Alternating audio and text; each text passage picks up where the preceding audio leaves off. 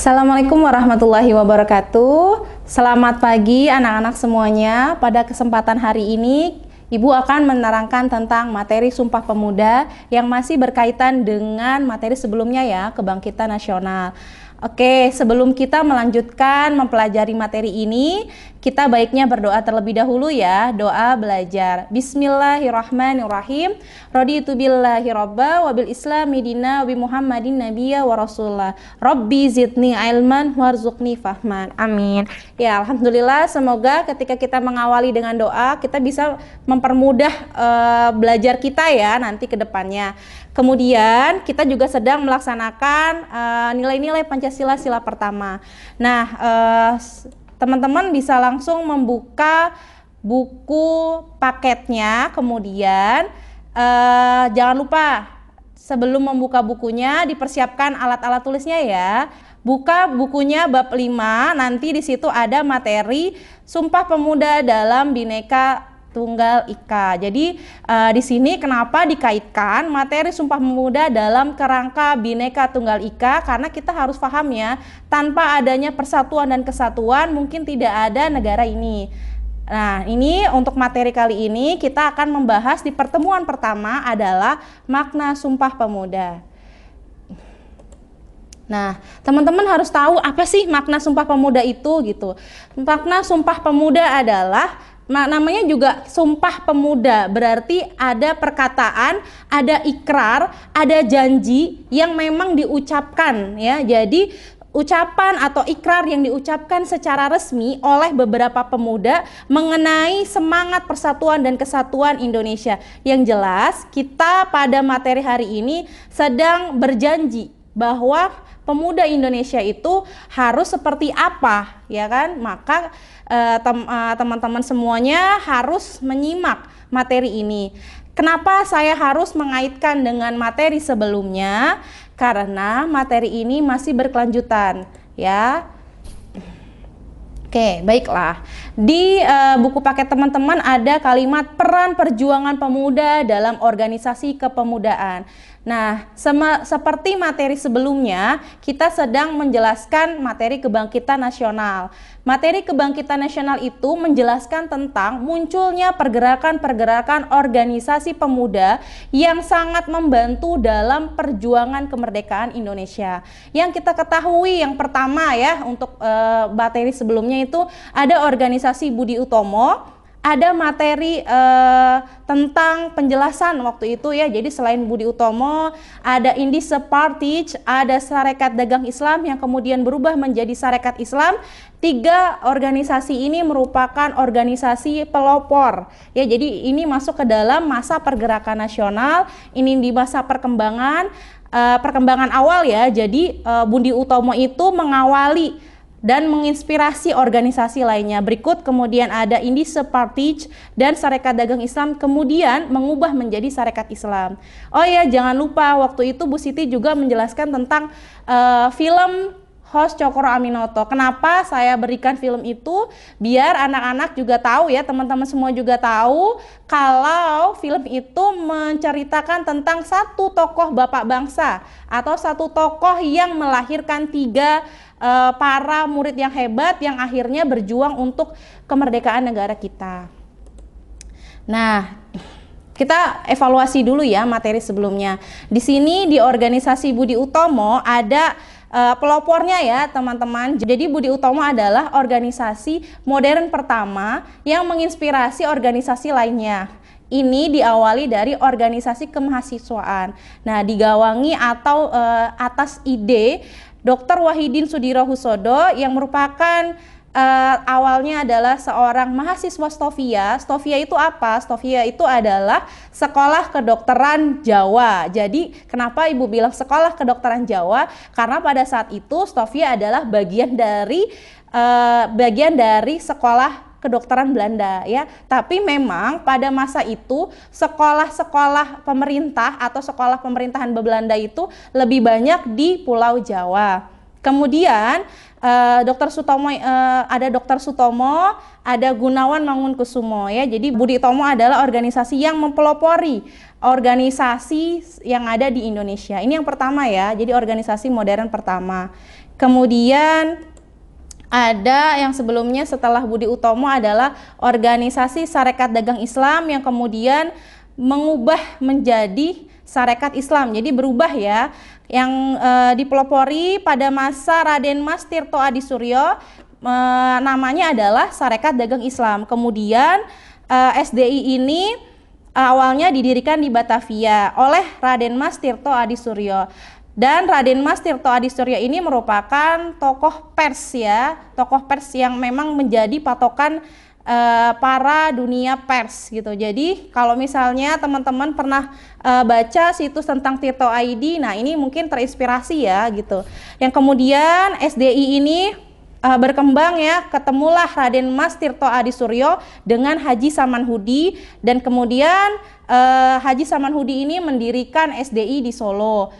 Lalu karena SDI ini kan awalnya Sarekat Dagang Islam yang fokusnya hanya kepada persatuan perdagangan umat Islam, kemudian ingin diperluas nih karena masyarakat Indonesia mayoritasnya adalah Islam. Kemudian oleh Hos Cokro Aminoto di Surabaya diubah namanya atau didirikan kembali menjadi SI. Jadi namanya diubah menjadi Sarekat Islam, di mana visi misinya adalah tidak hanya ke ekonomi saja tapi ke persatuan dan kesatuan umat Islam. Meskipun fokusnya tentang bidang perdagangan ya pada saat itu, tetapi ini sudah ada cikal bakal nasionalisme ya. Berikutnya adalah Indische Partij. Indische Partij ini kita tahu ya ada tokohnya ada 3. Yang pertama ada Ki Hajar Dewantara atau nama aslinya adalah Raden Mas Suwardi Suryaningrat. Kemudian ada Douwe Dekker atau di sini nama Indonesianya adalah Danudirja Setiabudi. Yang di buku paket itu terbalik ya teman-teman, tapi ada kok ralatnya di buku paket itu tentang Danudirja Setiabudi ya. Nah, Douwe Dekker ini masih bersaudara dengan Edward Douwe Dekker yang menulis tentang buku Max Havelaar dengan nama penanya Multatuli. Berikutnya tokoh yang selanjutnya adalah Dr. Cipto Mangunkusumo. Jadi organisasi Indische Partij ini adalah organisasi pemuda yang dirintis oleh 3 pemuda tadi ya, Ki Hajar Dewantara, Douwe Dekker, dan Dr. Cipto Mangunkusumo. Kemudian setelah 3 organisasi ini, maka memunculkan dan menginspirasi semua gerakan pemuda yang ada di Indonesia. Jadi gerakan pemuda ini tumbuh dan berkembang secara mandiri di berbagai daerah. Awalnya dibentuk dengan rasa solidaritas dan bentuknya itu informal. Kemudian diseriuskan menjadi gerakan politik atau gerakan kebangsaan dengan cita-cita yang sama, yaitu Indonesia yang merdeka dan maju. Nah, organisasi yang ada di daerah ini kemudian banyak yang muncul nih. Nah, salah satunya di sini menginspirasi Tri Coro Darmo yang kemudian akan menjadi Yongyava ya. Jadi Tri Coro Darmo itu berdiri pada tanggal 7 Maret 1915. Makna Tri Coro Darmo adalah 3 tujuan mulia. Tri Coro Darmo ini didirikan oleh Dr. Satiman Wirjo Sanjoyo. Kemudian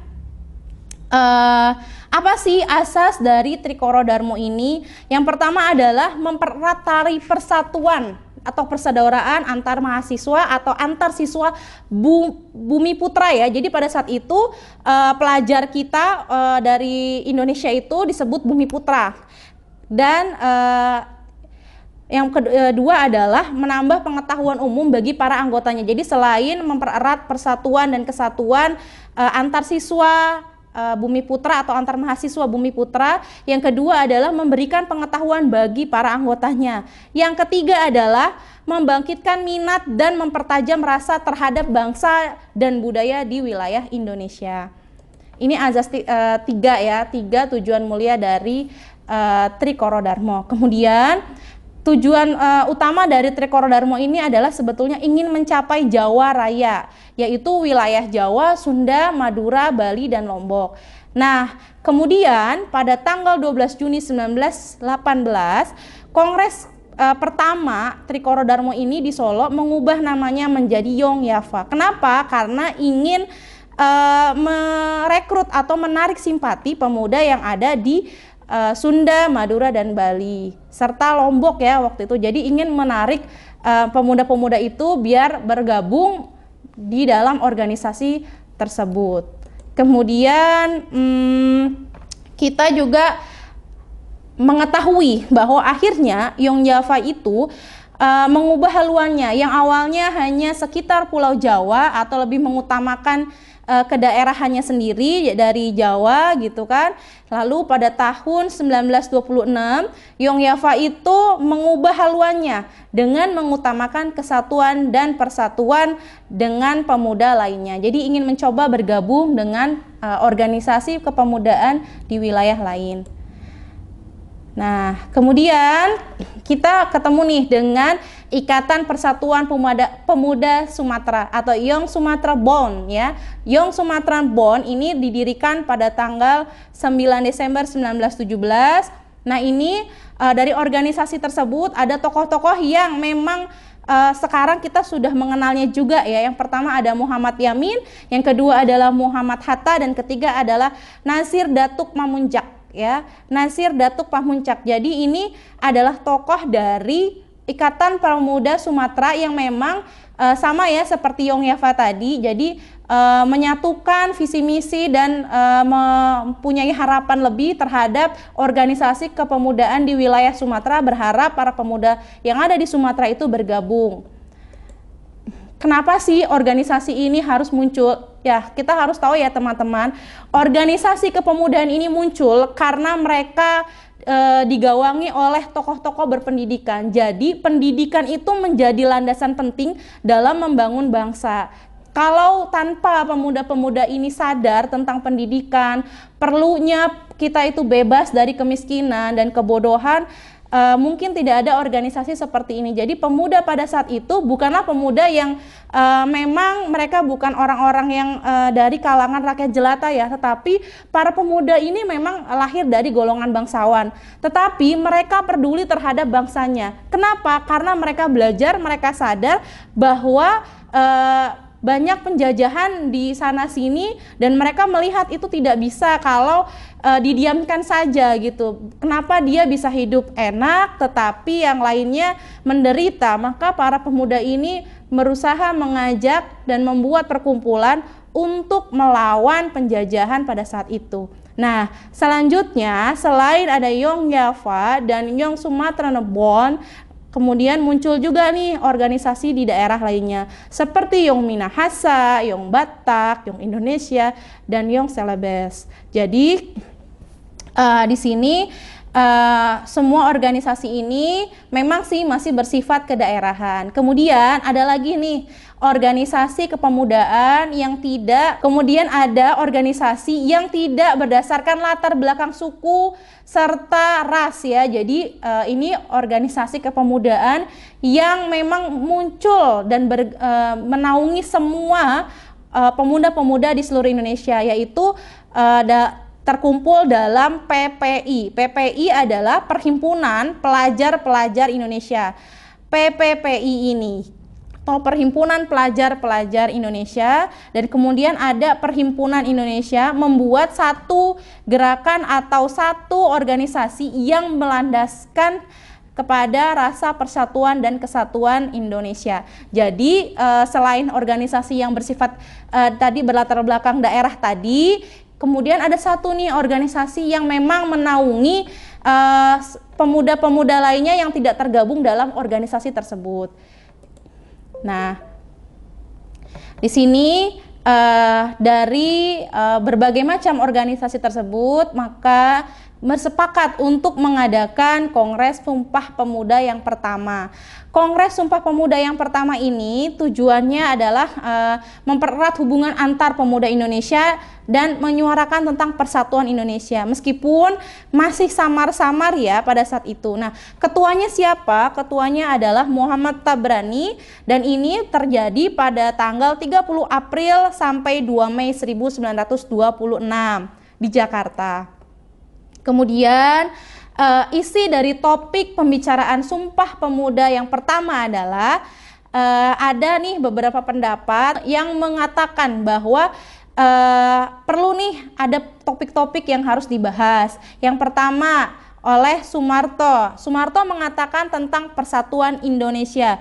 Kemudian dari Muhammad Yamin mengatakan bahwa kemungkinan masa depan bahasa-bahasa dan kesusastraan Indonesia. Kemudian ada Pi Penontoan, yaitu tentang peran agama dalam pergerakan nasional. Kemudian ada Bahder Nona Adam dan Jakso Dipuro, yaitu mengatakan bahwa kedudukan wanita dalam masyarakat Indonesia. Jadi selain nilai-nilai persatuan dan kesatuan, tentang masalah agama dan bahasa, ada juga tentang peran wanita dalam masyarakat Indonesia itu seperti apa. Ini dibahas ya pada saat itu. Namun, sekali lagi, meskipun hasil Kongres Sumpah Pemuda 1 masih samar-samar ya, tetapi sudah ada upaya untuk tetap terus meneruskan perjuangan atau mengupayakan tentang persatuan Indonesia. Nah, hasil kongresnya yang pertama, mengakui dan menerima cita-cita persatuan Indonesia. Yang kedua adalah menghilangkan pandangan adat tentang kedaerahan. Jadi kita benar-benar fokus pada satu ya, persatuan dan kesatuan, dan mengubah cara pikir atau cara pandang mengenai kedaerahan. Kemudian karena Yongyafa ini mengalami kesulitan atau kendala terkait dengan badan kontak, akhirnya oleh PPPI ini diusulkanlah atau digerakkanlah tentang mari kita sama-sama menggerakkan atau melanjutkan perjuangan yang sebelumnya dengan mengadakan Kongres Sumpah Pemuda yang kedua.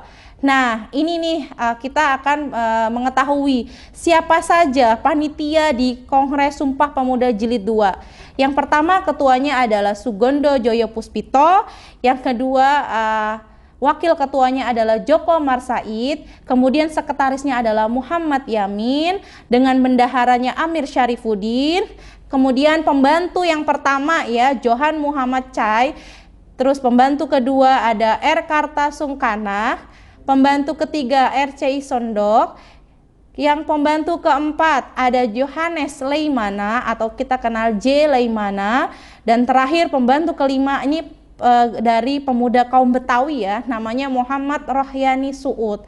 Oke, beginilah bentuk strukturnya sudah kita lihat ya. Nah, ini terjadi pada bulan Juni 1928 ya. Kita bisa lihat panitia Kongres Pemuda 2. Nah, Kongres Sumpah Pemuda yang kedua ini 3 hari ya teman-teman, jadi tanggal 27 sampai 28 Oktober 1928. Jadi tiga hari ini ada 3 kali dalam rapat. Dalam apa rapat ini? Rapat ini 3 kali rapat ini membahas tentang rumusan isi dari Sumpah Pemuda. Nah, Kongres Sumpah Pemuda kedua digagas oleh Perhimpunan Pelajar-Pelajar Indonesia serta dukungan seluruh pemuda di Indonesia. Kemudian oleh Muhammad Yamin, kata-kata putusan-putusan Kongres Pemuda-Pemuda Indonesia diubah menjadi Sumpah Pemuda. Dan pada saat itu Muhammad Yamin juga menuliskan ide tentang isi teks Sumpah Pemuda, kemudian diserahkan kepada ketua Kongres saat itu adalah Sugondo Joyo Puspito, kemudian disetujui, maka adanya teks Sumpah Pemuda kedua. Oke, untuk pertama kalinya pada saat kongres tersebut, lagu kebangsaan Indonesia Raya yang berupa instrumental ya. Jadi instrumen saja ya pada saat itu dinyanyikan atau diperdengarkan oleh W.R. Supratman melalui gesekan biolanya. Jadi tidak dinyanyikan ya, tapi dengan instrumental biola. Kondisi saat itu kita sangat rawan kalau kita harus menyanyikan lagu tersebut. Kenapa? Karena saat sidang pun kita dipantau oleh pemerintahan Belanda. Jadi jangan berpikir saat mengadakan kongres ini kita tidak dipantau, tapi dipantau oleh pemerintahan Belanda. Berikut ini adalah teks asli rumusan Sumpah Pemuda yang digagas oleh Muhammad Yamin. Mari kita dengarkan tentang isi dari ikrar para pemuda sebagai berikut. Sumpah Pemuda. Kami, putra dan putri Indonesia, mengaku bertumpah darah yang satu, tanah air Indonesia. Kami, putra dan putri Indonesia, mengaku berbangsa yang satu, bangsa Indonesia. Kami, putra dan putri Indonesia, menjunjung bahasa persatuan, bahasa Indonesia.